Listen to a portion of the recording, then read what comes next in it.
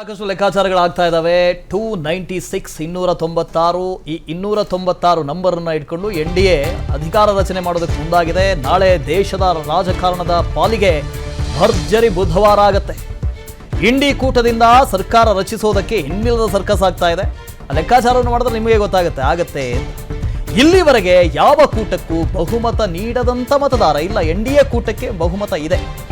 ಕೇಂದ್ರದಲ್ಲಿ ಮತ್ತೆ ಸಮ್ಮಿಶ್ರ ಸರ್ಕಾರದ ಆಡಳಿತ ಫಿಕ್ಸ್. ಹಾಗಾದ್ರೆ ರಾತ್ರೋರಾತ್ರಿ ನಿತೀಶ್ ನಾಯ್ಡುಗೆ ಡಿಮಾಂಡು. ಯಾರೇ ಸರ್ಕಾರ ರಚಿಸಿದ್ರು ನಿತೀಶ್ ನಾಯ್ಡು ಬೆಂಬಲ ಬೇಕೇ ಬೇಕು, ಅನಿವಾರ್ಯ ಆಗತ್ತೆ. ನಾಳೆ ದೆಹಲಿ ಅಂಗಳದಲ್ಲಿ ರಣರೋಚಕ ರಾಜಕೀಯ ಇದೆ. ದೊಡ್ಡದೇ ಸರ್, ಆಗಲೇ ನೀವು ಹೇಳ್ತಾ ಇದ್ರಿ, ಬಹಳ ಇಂಟ್ರೆಸ್ಟಿಂಗ್ ಆಗಿ ನನಗೂ ಅದೊಂದು ಕಾಡ್ತಾ ಇದೆ. ಪ್ರೀಪೋಲ್ ಅಲಯನ್ಸ್ ಅಂತ ಮಾಡ್ಕೊಂಡಾಗ ಪ್ರೀಪೋಲ್ ಆಗಿರುತ್ತೆ, ಅಲಯನ್ಸ್ ಆಗಿರುತ್ತೆ, ಪೋಸ್ಟ್ಪೋನ್ ಬೇರೆ. ಇದು ಪ್ರೀಪೋಲಲ್ಲೇ ಆಗಿದೆ. NDAಯಲ್ಲಿ ಈಗಾಗಲೇ TMC ಇದೆ, JDU ಇದೆ. ಹೀಗಿರುವಾಗ ಸಡನ್ ಆಗಿ ಬಿಟ್ಟು ಹೋಗೋದಕ್ಕೆ ಸಾಧ್ಯ ಇದೆಯಾ ಅಂತ? ಬಿಟ್ಟು ಹೋಗ್ಲಿಕ್ಕೆ ಸಾಧ್ಯ ಇದೆ, ಬಟ್ ಆದರೆ ಒಂದು ಪಕ್ಷವೊಂದರ ನಾಯಕ ನಾವು ಪ್ರೀಪೋಲ್ ಅಲಯನ್ಸ್ ಮಾಡ್ಕೊಂಡಿದ್ದೀವಿ, ನಮ್ಗೆ ಹೆಚ್ಚು ಸಂಖ್ಯೆ ಇದೆ, ನಾನು ಸರ್ಕಾರ ರಚನೆ ಮಾಡ್ತೀನಿ ಅಂತ ಸಂದರ್ಭದಲ್ಲಿ ನಮ್ಮ ರಾಷ್ಟ್ರಪತಿಗಳು ಫಸ್ಟ್ ಅವರಿಗೆ ಅವಕಾಶನ ಕೊಡಬೇಕಾಗ್ತದೆ. ಅದು that is the president, establish president. ಏನಂತಂದರೆ ಈ ಎರಡೇ ಪಕ್ಷ ಇದ್ದಾಗ ಏನಾಗುತ್ತೆ, ಹೆಚ್ಚು ಬಹುಮತ ಬಂದಂಥ ನಾಯಕ ಹೋಗ್ತಾರೆ, ಕ್ಲೈಮ್ ಮಾಡ್ತಾರೆ, ನಾನು ಸರ್ಕಾರ ರಚನೆ ಮಾಡ್ತೀನಿ ಅಂತ. ಈ ಪ್ರೀ ಅಲಯನ್ಸ್ ಎಲ್ಲಿದೆ ಅಲ್ಲಿ ಇದ್ದಂಥ ಸಂದರ್ಭದಲ್ಲಿ ಅವರ ಒಂದು ಇದರಲ್ಲಿ ಕೊಡಲೇಬೇಕಾಗುತ್ತೆ. ಮಾತಾಡಿಸ್ತೀವಿ ಸರ್. ಮೋದಿ ರಾಜೀನಾಮೆಗೆ ವಿಪಕ್ಷಗಳು ಪಟ್ಟು ಹಿಡಿದಿದ್ದಾರೆ. ಸರಳ ಬಹುಮತ ಗಳಿಸೋದಕ್ಕೆ ವಿಫಲವಾದ ಹಿನ್ನೆಲೆಯಲ್ಲಿ ವಿಪಕ್ಷಗಳು ಪ್ರಧಾನಿ ನರೇಂದ್ರ ಮೋದಿ ಅವರೇ ರಾಜೀನಾಮೆ ಕೊಡಿ ಅಂತ ಕೇಳ್ತಾ ಇದ್ದಾವೆ. ಕಾಂಗ್ರೆಸ್ಸು, TMC, DMK ಎಲ್ಲಾನು ಸೇರ್ಕೊಂಡು ಸೋಲಿನ ನೈತಿಕ ಹೊಣೆಯನ್ನ ಹೊತ್ತು ರಾಜೀನಾಮೆ ಕೊಡಿ ಅಂತ ಕೇಳ್ತಾ ಇದ್ದಾರೆ. ನಮ್ಮ ದೆಹಲಿಯ ವರದಿಗಾರರು ವಿಕ್ರಮ್ ನಮ್ಮ ಜೊತೆ ನೇರ ಸಂಪರ್ಕಕ್ಕೆ ಬರ್ತಾ ಇದ್ದಾರೆ. ವಿಕ್ರಮ್, ಈ ಎಲ್ಲ ಎಕ್ಸಿಟ್ ಪೋಲ್ಗಳು ಹೇಳಿದಾಗ ನಮಗೂ ಅನ್ನಿಸ್ತು, ಹೌದಾ ಇಷ್ಟೊಂದು ಇದೆಯಾ ಅಂತ. ನಾವು ಒಂದು ಲೆಕ್ಕಾಚಾರ ಹಾಕೊಂಡಿರ್ತೀವಿ ಹಿಂಗಿರ್ಬೋದು ಅಂತ. ಬಟ್ ಎಲ್ಲ ಸಮೀಕ್ಷೆಗಳನ್ನು ನೋಡಿದಾಗ ಬಹಳ ದೊಡ್ಡ ಸಂಖ್ಯೆಯನ್ನು ಕೊಟ್ಟಿದ್ವು. ಇಷ್ಟು ಬರುತ್ತಾ ಅಂತ ನಮಗೊಂದು ಒಂಥರ ಭ್ರಮ ನಿರಸನ ಅಂತಿರೋ, ಆಶ್ಚರ್ಯ ಅಂತಿರೋ, ಏನೋ ಒಂದು ಆಯಿತು. ಬಟ್ ಇವತ್ತು ನೋಡಿದಾಗ ಈ ಎಕ್ಸಾಕ್ಟ್ ಫಿಗರ್ಗಳು ಬರ್ತಾ ಇದ್ದಾವೆ. ಬಹಳಷ್ಟು ರಾಜಕೀಯ ಡೆವಲಪ್ಮೆಂಟ್ಗಳು, ಬೆಳವಣಿಗೆಗಳು ದೆಹಲಿಯಲ್ಲಿ ಆಗ್ತಾ ಇದೆ. ಏನೆಲ್ಲ ನಡೀತಾ ಇದೆ ಅಂತ ದೆಹಲಿಯಲ್ಲಿ ಮಾಹೋಲ್ ಹೇಗಿದೆ?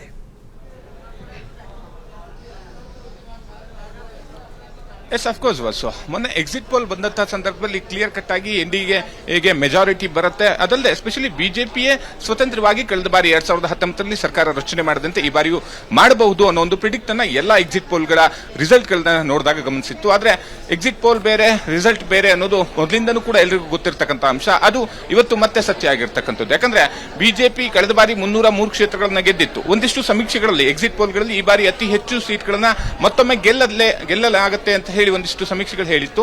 ಆದ್ರೆ ಈಗ ಆ ಒಂದು ಕಳೆದ ಬಾರಿ ಬಿಜೆಪಿ ಗೆದ್ದಂತಹ ಏನ್ ಸೀಟ್ಗಳು ಇರ್ತಕ್ಕಂಥದ್ದು ಅದನ್ನು ಕೂಡ NDA ಮೈತ್ರಿಕೂಟ ರೀಚ್ ಆಗೋಕೆ ಆಗ್ತಾ ಇಲ್ಲ ಅನ್ನೋ ಒಂದು ಸ್ಪಷ್ಟವಾದಂತಹ ಚಿತ್ರಣ ಸಿಗ್ತಾ ಇದೆ. ಈಗ ಸದ್ಯಕ್ಕೆ ಇರುವ ಪ್ರಕಾರ ಬಿಜೆಪಿ ಮತ್ತೆ NDA ಮೈತ್ರಿಕೂಟ 296 ಕ್ಷೇತ್ರಗಳಲ್ಲಿ ಮುನ್ನಡೆಯನ್ನು ಸಾಧಿಸಿದ್ರೆ, ಇನ್ನುಳಿದಂತೆ 230 ಕ್ಷೇತ್ರಗಳಲ್ಲಿ ಇಂಡಿಯಾ ಮೈತ್ರಿಕೂಟ ಆ ಒಂದು ಈ ಒಂದು ಮುನ್ನಡೆಯನ್ನು ಸಾಧಿಸಿರ್ತಕ್ಕಂಥದ್ದು. ಸೊ ಈ ನಿಟ್ಟಿನಲ್ಲಿ ಈಗ ಇಬ್ರು ಕೂಡ 272 ಏನ್ ಮ್ಯಾಜಿಕ್ ನಂಬರ್ಗೆ ತುಂಬಾ ಸಮೀಪದಲ್ಲಿರ್ತಕ್ಕಂಥದ್ದು. ಈಗಾಗಲೇ NDA ಇದೇ ರೀತಿಯಲ್ಲಿ ಮುಂದುವರೆದ್ರೆ ಅವರು ಸರ್ಕಾರ ರಚನೆ ಮಾಡಬಹುದು, ಯಾವುದೇ ರೀತಿಯಂತ ಸಮಸ್ಯೆ ಇಲ್ಲ. ಆದ್ರೆ ಇಂಡಿಯಾ ಮೈತ್ರಿಕೂಟಕ್ಕೂ ಕೂಡ ಈ ಒಂದು ಭಾಗದಲ್ಲಿ ಚಾನ್ಸ್ ಇರ್ತಕ್ಕಂಥದ್ದು. ಸೊ ಈ ನಿಟ್ಟಿನಲ್ಲಿ ಇಂಡಿಯಾ ಮೈತ್ರಿಕೂಟ ಆಕ್ಟಿವ್ ಆಗಿ ಕೆಲಸವನ್ನ ಮಾಡ್ತಾ ಇದೆ. ಯಾವ ರೀತಿಯಲ್ಲಿ ಮುಂದಿನ ಕಾರ್ಯಪ್ರಗತಿಯನ್ನ ಸಾಧಿಸಬಹುದು ಅನ್ನೋದ್ರ ಬಗ್ಗೆ ಕೂಡ ಯೋಚನೆ ಮಾಡ್ತಾ ಇದ್ದಾರೆ. ಯಾಕಂದ್ರೆ ಪ್ರಮುಖವಾಗಿ ಎರಡು ಅಂಶ, TDP ಮತ್ತೆ ನಿತೀಶ್ ಕುಮಾರ್ ಪಕ್ಷ ಆಗಿರ್ತಕ್ಕಂಥ JDU ಎರಡೂ ಕೂಡ ಇಂಡಿಯಾ ಮೈತ್ರಿಕೂಟಕ್ಕೆ ಬೆಂಬಲವನ್ನ ಸೂಚಿಸದೆ ಹೋದಾದಲ್ಲಿ ಇಲ್ಲಿ NDA ಮೈತ್ರಿಕೂಟದ ಒಂದಿಷ್ಟು ಸೀಟ್ಗಳು ಕಡಿಮೆ ಆಗುತ್ತೆ.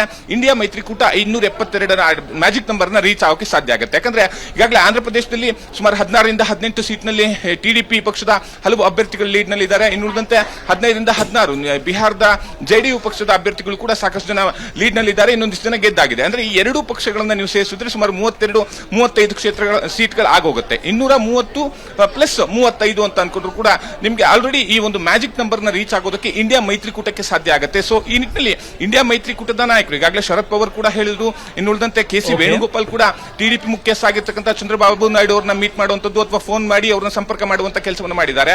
ಸದ್ಯದ ಮಟ್ಟಿಗೆ ಚಂದ್ರಬಾಬು ನಾಯ್ಡು ಅವರು ನಾನು NDA ಮೈತ್ರಿಕೂಟದಲ್ಲೇ ಇರ್ತೀನಿ ಅನ್ನೋ ಭರವಸೆಯನ್ನ ನೀಡಿದ್ದಾರೆ. ಆದ್ರೆ ಇದು ಕೇವಲ ಭರವಸೆ ಆಗಿರ್ತಕ್ಕಂಥದ್ದು. ಒಂದಿಷ್ಟು ಬೆಳವಣಿಗೆಗಳು ಈ ಒಂದು ಹಂತದಲ್ಲಿ ಏನ್ ಬೇಕಾದ್ರೂ ಆಗ್ಬಹುದು ಮುಂದಿನ ಹಂತದಲ್ಲಿ. ವಸು, ಓಕೆ, ಥ್ಯಾಂಕ್ ಯು ವಿಕ್ರಮ್. ಅನುಕ್ಷಣದ ಸುದ್ದಿಗಳಿಗಾಗಿ ವಿಸ್ತಾರ ನ್ಯೂಸ್ ಯೂಟ್ಯೂಬ್ ಚಾನೆಲ್ ಸಬ್ಸ್ಕ್ರೈಬ್ ಮಾಡಿ. ಹೊಸ ಸುದ್ದಿಗಳ ನೋಟಿಫಿಕೇಶನ್ಗಾಗಿ ಬೆಲ್ ಐಕಾನ್ ಕ್ಲಿಕ್ ಮಾಡಿ. ಲೇಟೆಸ್ಟ್ ಅಪ್ಡೇಟ್ಸ್ಗಾಗಿ www.vistaranews.com ವೆಬ್ಸೈಟ್ಗೆ ವಿಸಿಟ್ ಮಾಡಿ. ಅಂಗೈಯಲ್ಲೇ ಜಗತ್ತಿನ ಸುದ್ದಿ ತಿಳಿಯಲು ವಿಸ್ತಾರ ನ್ಯೂಸ್ ಕನ್ನಡ ಆಪ್ ಡೌನ್ಲೋಡ್ ಮಾಡಿ.